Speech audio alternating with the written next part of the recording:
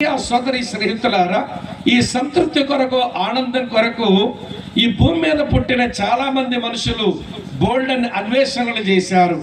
ఏమి కలిగి ఉంటే సంతృప్తి ఉండొచ్చు, ఏమి గడిస్తే ఆనందంగా ఉండొచ్చు అని చాలా పెద్ద అన్వేషణ చేశారు.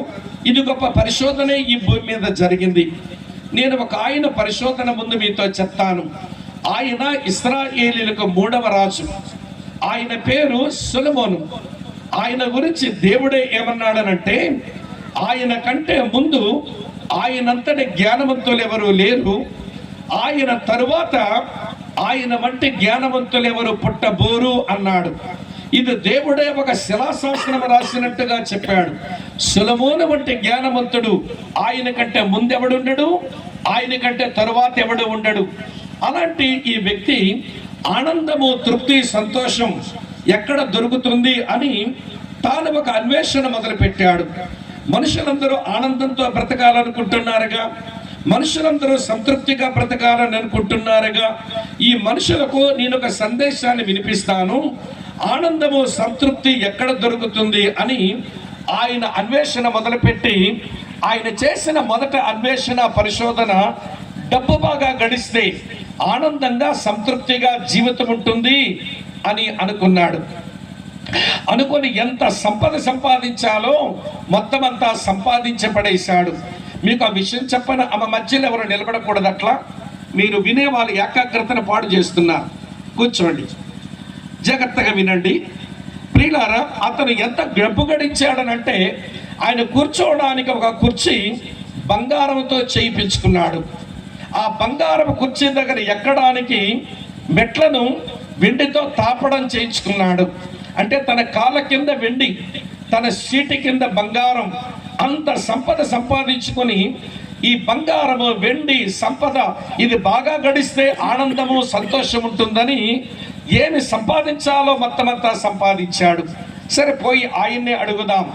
ఏమండి సొలొమోను గారు, నువ్వు చాలా సంపద సంపాదించావే, రాజులు గడించు సంపద యావత్తు సంపాదించుకున్నావే, నీకు ఆనందమో, సంతోషమో, సంతృప్తి వచ్చిందా అంటే ఆయనే ఇలా చెప్పాడు. ప్రసంగి గ్రంథం 5వ అధ్యాయం 10వ వచనములు అంటాడు, ద్రవ్యమును అపేక్షించువాడు ద్రవ్యము చేత తృప్తి నొందడు, ధన సమృద్ధిని అపేక్షించువాడు దాని చేత తృప్తి నొందడు, తదియు వ్యర్థమే అన్నాడు.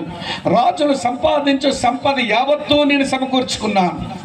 కుర్చీ బంగారంతో చేయించుకున్నాను, మెట్లు వెండితో చేయించుకున్నాను. అసలు బంగారము, వెండి సంపదలకు ఏమీ తక్కువ లేకుండా ఉన్నాను. కానీ ఆనందము, సంతోషము, సంతృప్తి నాకేమైనా వస్తుందా అని వెతికితే అది నాకు రాలేదు. ధనము మనిషికి సంతృప్తినివ్వలేదు, అది నాకు అర్థమైపోయింది.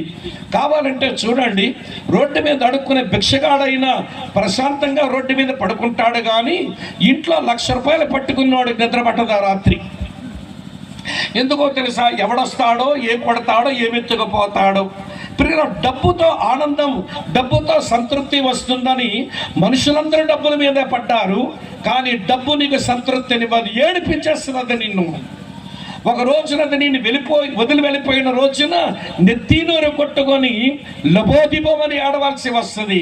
కనుక ద్రవ్యము లేదా డబ్బు మానవులకు ఆనందాన్ని, సంతృప్తినిచ్చేది కానే కాదు. ఇది నా పరిశోధనలో నాకు తేలిపోయింది. ఈ ప్రపంచంలో నా అంత డబ్బు సంపాదించిన వాడు ఎవడూ లేడు, కానీ నాకు ఎంత డబ్బు గడించినా నాకు తృప్తి రాలేదు అన్నాడు. అటు తర్వాత అనుకున్నాడు, డబ్బుతో ఆనందము, సంతృప్తి రాలేదు కదా, నేను జ్ఞానము సంపాదించుకుంటాను. జ్ఞానముతో ఆనందము, సంతృప్తి వస్తుందని ఎంత జ్ఞానము సంపాదించాడో చెప్పలేము. ఆయన సంపాదించిన జ్ఞానాన్ని గూర్చి దేవుడు తన గ్రంథములో రాయిస్తూ అంటాడు. వినండి ప్రియులారా, మీకు చెప్తాను ఆ మాటలు. ఎంత జ్ఞానం సంపాదించాడో చెప్పలేము. ఆయన జ్ఞానాన్ని గురించి ఒక దగ్గర ఇలా రాసి ఉంది. రాజులు మొదటి గ్రంథం 4వ అధ్యాయంలో ప్రియులారా 33వ వచనం నుంచి 32 నుంచి 34 వచనాల్లో ఇలా రాసి ఉంది. అతడు 3000 సామెతలు చెప్పాడంట, 1005 కీర్తనలు రాశాడట. లెబానోన్లో పెరిగే దేవదారు వృక్షం నుంచి గోడలో మొలిచేటువంటి ఇస్సోపు మొక్క, నాచు మొక్క వరకు మొక్కలన్నిటి గురించి రాశాడట. జంతువుల గురించి రాశాడు, జలచరాల గురించి, చేపల గురించి రాశాడు. ఇక ఆయన రాయని పుస్తకం లేదన్నమాట. ఒక మాటలో చెప్పాలంటే వినండి, బయాలజీకి మూల పురుషుడు ఎవడంటే సొలొమోని, జువాలజీకి మూల పురుషుడు ఎవడంటే సొలొమోని. చెట్ల గురించి, పక్షుల గురించి, మృగాల గురించి, చేపల గురించి, అన్నిటి గురించి రాశాడు. ఇంకో మాట ఇక్కడ దేవుడు రాశాడు, 3000 సామెతలు చెప్పాడంట. సామెతలు చెప్పడానికి జ్ఞానం ఉండాలి, సామెతలు విప్పడానికి కూడా జ్ఞానం ఉండాలి. సరే, మనమంతా శ్రీకాకుళంగా ఒక శ్రీకాకుళం సామెత చెప్తాను, జ్ఞానం ఉంటే మీరు ఇప్పి చెప్పండి చూద్దాం. ఇది శ్రీకాకుళం జిల్లా మెట్ట ముసలమ్మలు అడ్డుగుండారమ్మల సామెతే. కానీ ఈరోజు ఎవరికా సామెత అర్థమే కాదు. చెప్పమంటారా సామెత? గోలేం గొట్టాం అవురుగడ్డలో బౌరు బిల్లి. ఏంటో చెప్పండి.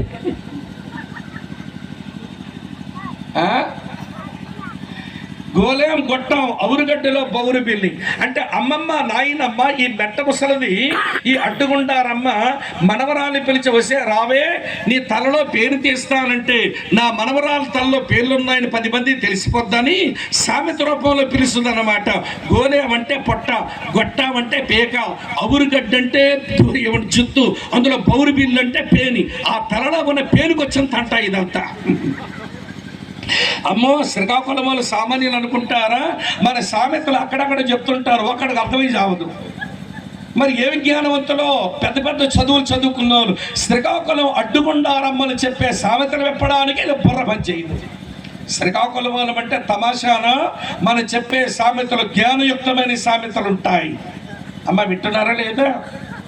అర్థమవుతుందా? అలాంటి ఇంతగాడు 3000 సామెతలు చెప్పాడంట. ఎంత జ్ఞానం లేకపోతే ఈ సామెతలు చెప్పుంటాడు. సరే, ఇంత జ్ఞానం గడించాడుగా. 3000 సామెతలు, 1005 కీర్తనలు, వృక్షశాస్త్రమైనదే, జంతు శాస్త్రమైనదే. ఇన్ని తెలివి సంపాదించి జ్ఞానం సంపాదించిన ఆయన జ్ఞానం వలన ఏమొచ్చిందంట? ఆయన్నే పోయి అడుగుదాం. సొలొమోను, ఇంత జ్ఞానాన్ని గడించావు కదా, మంచిది. మరి నువ్వు ఏమి గడించావు? జ్ఞానం వల్ల తృప్తి వచ్చిందా? నీకు ఆనందం వచ్చిందంటే ఆయన అంటున్నాడు, చదువుతాను చూడండి. ప్రసంగి గ్రంథం 1వ అధ్యాయం 18వ వచనంలో, విస్తారమైన జ్ఞానాభ్యాసము చేత విస్తారమైన దుఃఖము కలుగును, అధిక విద్యను అభ్యసించిన వానికి అధిక శోకము కలుగును. ఇంత జ్ఞానం సంపాదించాను కానీ నా జ్ఞానం వల్ల విస్తారమైన దుఃఖమే వచ్చింది, అధిక విద్యను అభ్యసించాను, దానివల్ల అధిక శోకమే కలిగింది, నాకు తృప్తి ఆనందం రాలేదు అన్నాడు. అమ్మ, వింటున్నారా? ధనము ఆనందాన్ని తృప్తిని తెచ్చిపెట్టదు, జ్ఞానము ఆనందాన్ని తృప్తిని తెచ్చిపెట్టదు. తర్వాత ఈ పెద్ద మనిషి అనుకున్నాడు, విలాసవంతమైన జీవితం జీవిద్దాం, మంచిగా పాటలు పాడే గాయకులను పెట్టుకుందాం, మంచిగా వాయిద్యాలు వాయించే వాయిద్య కళాకారులను పెట్టుకుందాం, మంచిగా నాట్యాలు చేసే నర్తకులను, డ్యాన్సులు వేసే అమ్మాయిల్ని పెట్టుకుందాం, వీళ్ళని చూద్దాం, వీళ్ళు పాడింది విందాం, వీళ్ళు వాయించింది విందాం, ఆనందము తృప్తి వస్తుందని సంగీత కళాకారులను, గాయకురాండ్రను, చివరికి నాట్యాలు చేసే నర్తకులను పెట్టుకొని తృప్తి ఆనందం వెతుకుదామని అన్నీ పెట్టుకున్నాడట. అయితే వచ్చిందా ఇతగాడికి తృప్తి ఆనందం అంటే? ఆయన అంటాడు ప్రసంగి 2:11, నేను చేసిన పనులన్నీ తృప్తి కొరకై, ఆనందము కొరకై, నేను పడిన ప్రయాసంతయు నీ నిదానించి వివేచింపగా అవన్నీ వ్యర్థమైపోయినవిగా నాకు కనబడ్డాయి. ఈ రోజున ఆనందం తృప్తి కొరకు చెవిట్లో 2 బెండలు పెట్టుకొని వెళ్తున్నాడు, దిబ్బటైరు బండి మీద ఊపుకుంటూ పోతాడు.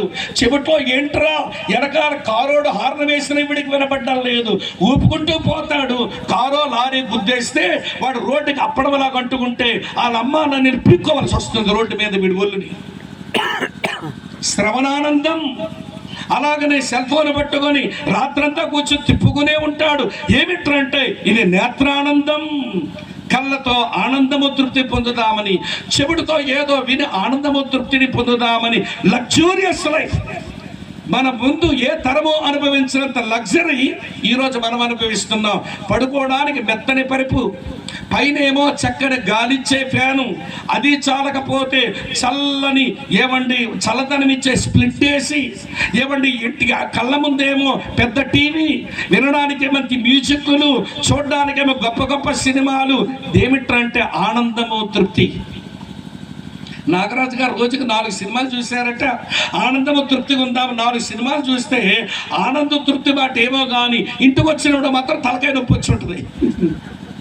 ఎందుకంటే ఆడు వదిలిన కార్బన్ డైఆక్సైడ్ ఈయన పీల్చి, ఆడు వదిలిన కార్బన్ డైఆక్సైడ్ ఈయన పీల్చి, ఆడు వదిలిన కార్బన్ డైఆక్సైడ్ మనం పీల్చి సినిమాల్లో కూర్చుంటే తలకాయ నొప్పి జబ్బులు తప్ప నీకు ఆనందము తృప్తి రాదు. విలాసవంతమైన జీవితం నాకు ఆనందాన్ని తృప్తినివ్వలేదు అన్నాడు. వింటున్నారా మీరంతా? చెప్తున్నాను, వినండి.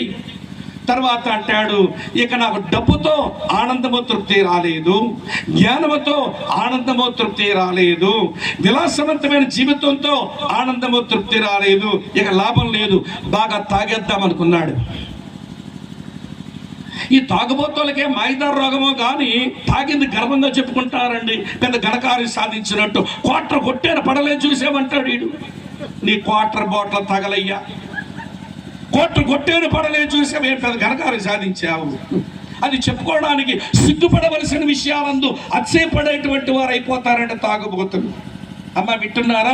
ఈ సొలొమోను కూడా ఆ పాడు పని చేశాడు. తాగి పెద్ద ఘనకార్యం చేసినట్టు నేను తాగేం తెలుసా అని చెప్పుకుంటున్నాడు. చెప్తాను చూడండి ఏమన్నాడు. ఇతగాడు తాగుడు యవ్వారం. ప్రసంగి గ్రంథం 2వ అధ్యాయంలో 3వ వచనం అంటాడు, మనస్సు ఇకను జ్ఞానము అనుసరించుచుండగా నా దేహమును ద్రాక్షారసము చేత సంతోషపరచుకుందునని మతిహీనత యొక్క సంగతి గ్రహించుననియు నేను మనసులో అనుకో తాగడమే మొదలు పెట్టానన్నాడు. తాగుడు ఏం తెచ్చుద్ది బాబు? పేపాలు తాగావు కదా సొలొమోను, నీ తాగుడు వల్ల ఏమొచ్చిందిరా బాబు ఆనందము తృప్తి అంటే మరో దగ్గర రాసేశాడు. ఇవన్నీ తాగుడు తెచ్చిన తంటాలన్నీ రాశాడు. చెప్తాను వినండి ప్రియులారా. సామెతల గ్రంథం 23 అంటాడు 29లో, ఎవరికి శ్రమ, ఎవరికి దుఃఖము, ఎవరికి జగడాలు, ఎవరికి చింత, ఎవరికి కారణము లేని గాయాలు, ఎవరికి మందదృష్టి, ద్రాక్షారసముతో ప్రొద్దుపుచ్చు వారికే కదా, కలిపిన ద్రాక్షారసము రుచి చూడ చేరు వారికే కదా, ద్రాక్షారసం మిక్కిలి ఎర్రగా కనబడగను, గిన్నెలో తలతల్లాడుచుండగను, త్రాగుటకు రుచిగా ఉండగను, దాని